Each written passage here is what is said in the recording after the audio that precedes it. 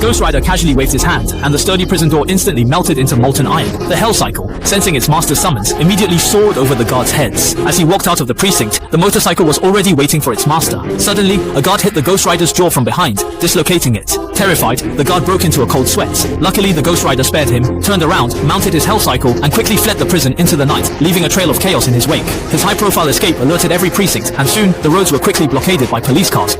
They even dispatched helicopters to track Johnny, who found himself cornered atop a bridge with no way out. The next moment, he yanked his bike and discovered new ground below, plunging into the water with a loud splash. This move left the bridge guards utterly dumbfounded. Moments later, the Hell Cycle surfaced from the water, and Johnny waved to the onlookers before speeding away on his fiery steed. It turns out Johnny was just an ordinary rider, until one day when his hands began to heat up uncontrollably, even cold water couldn't cool them, a phenomenon he had never experienced before. Johnny faintly heard a sound outside and stepped out to find his once battered motorcycle transformed into a luxurious ride. It felt like a dream. Then an old man appeared before him. 10 years earlier, this man had made a pact with Johnny, ordering him to kill the demon Blackheart. Johnny, not buying into his story, attempted to leave on his bike, but it refused to start. The old man merely tapped his cane softly. The quiet bike suddenly roared to life, speeding furiously into the alleyway, the front wheel lifting from the insane speed. It seemed faster than the speed of light. Meanwhile, a traffic cop conducting tests nearby was abruptly blown 100 meters away by a powerful gust. The bike took Johnny to a secluded factory where it viciously threw him to the ground.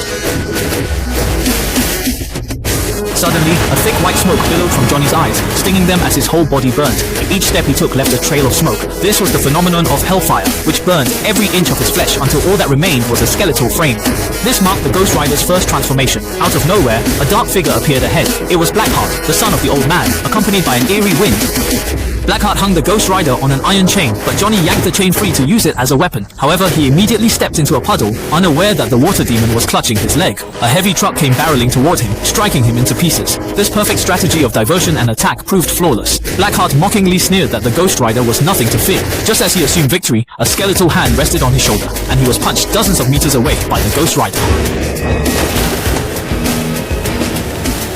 Looking up, he realized half his face was gone. The Earth Demon began to beg for mercy, but the Ghost Rider, determined to eradicate evil, mercilessly flung his chain, wrapping it tightly around the Earth Demon.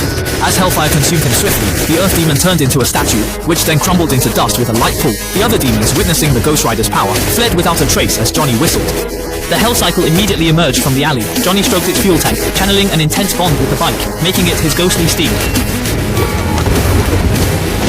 He then mounted his ride, beginning his first day on the job as the Ghost Rider.